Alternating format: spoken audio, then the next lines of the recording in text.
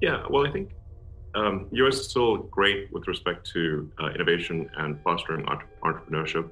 Um, still great. I think we don't want to be complacent, and we want to say, okay, how can we make it better over time? And I think we want to be cautious about the gradual creep of regulations and bureaucracy. The rules and regulations are immortal, and if we keep making more of a year and do not do something about removing them, then eventually we will be able to do nothing. This is very important, and I think not well appreciated. This is sort of like the slow boil of the frog.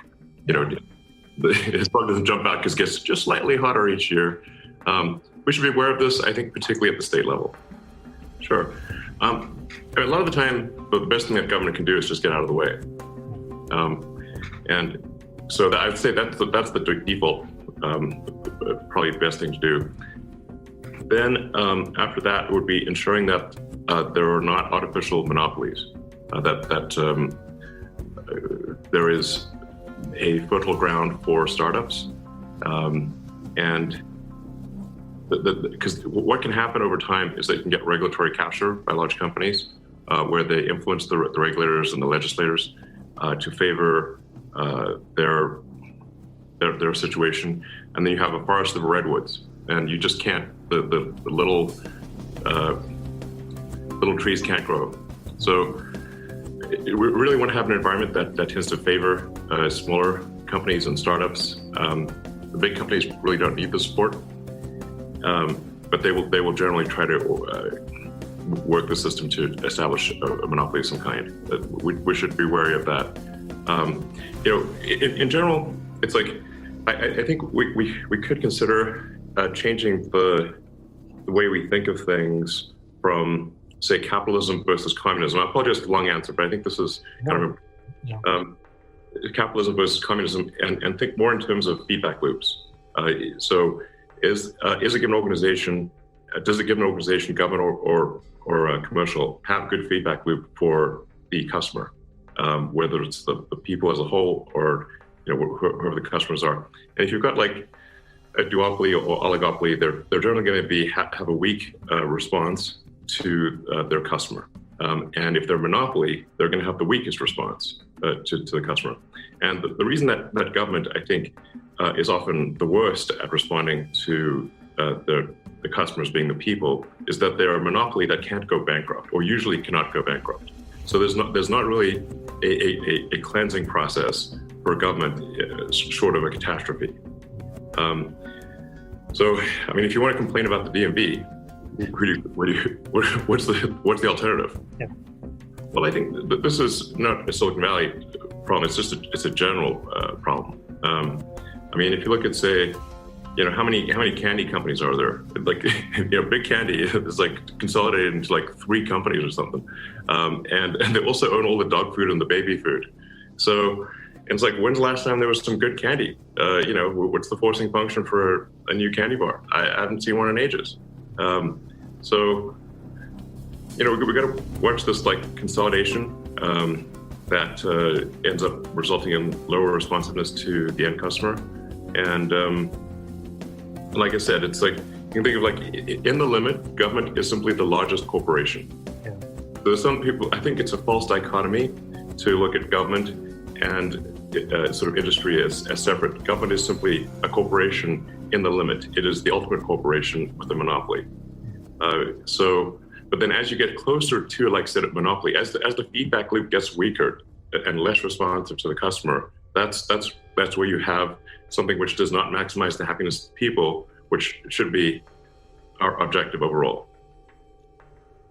Well, it's government's responsibility to establish the rules of the game and then ensure that those rules are properly enforced. Like, sort of like the referees on the field, and it's like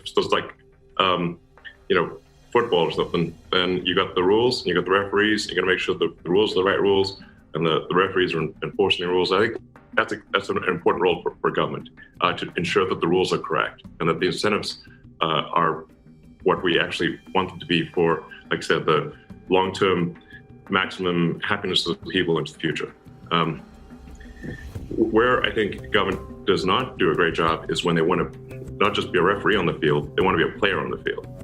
I mean, effectively, government incentives do favor, like you're going to say, like, what are the rules of the game?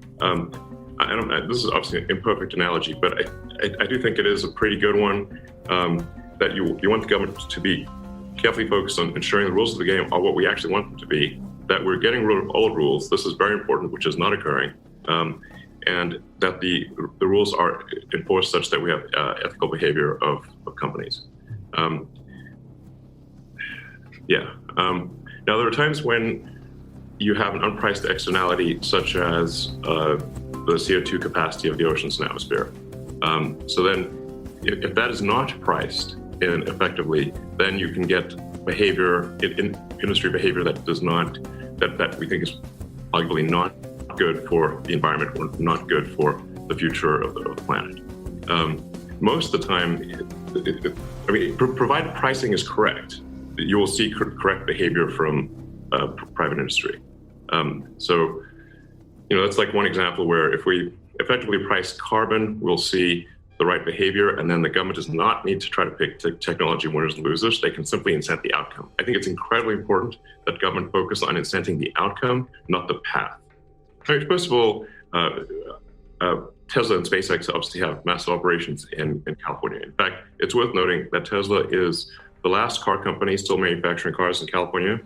SpaceX is the last aerospace company still doing significant manufacturing in California. So there used to be over a dozen car plants in California, and California used to be the center of aerospace manufacturing. My companies are the last two left. I want to emphasize, so that's a very important point to make. For myself, yes, I have moved to Texas.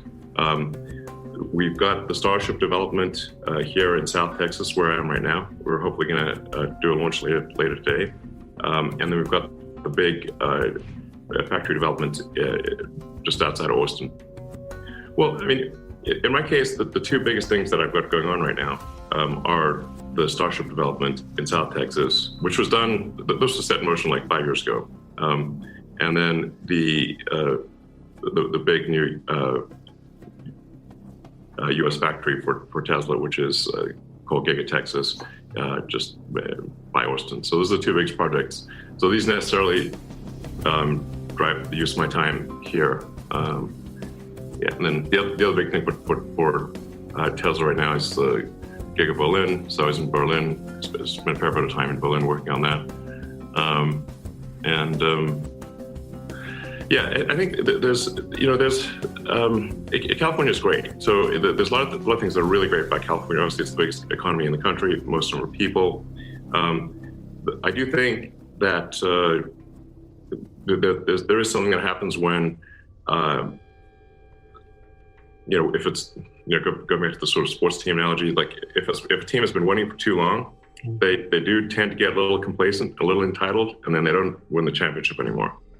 So California's been winning for a long time. And I think they're taking it for granted a little bit. Yeah. Well, I think there's innovation, but then there's also just our CEOs in corporate America focus enough on product improvement? I think the answer is no.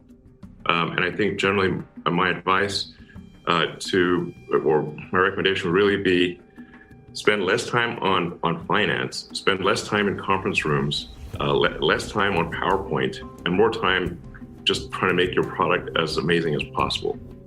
I think there might be too many MBAs running companies. There's the MBAization of America, which I think is maybe not that great.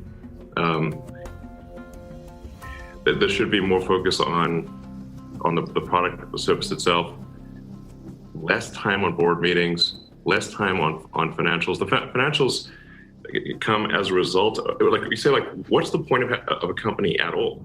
And why even have companies? It's like a company is an assembly of people gathered together to create a product or service and deliver that product or service. And sometimes people lose sight of that. A company has no value in and of itself. It only has value to the degree that it is an effective allocator of resources to create goods and services that are of greater value than the cost of the inputs. This thing we call profit is should just mean over time that the value of the output is worth more than the inputs.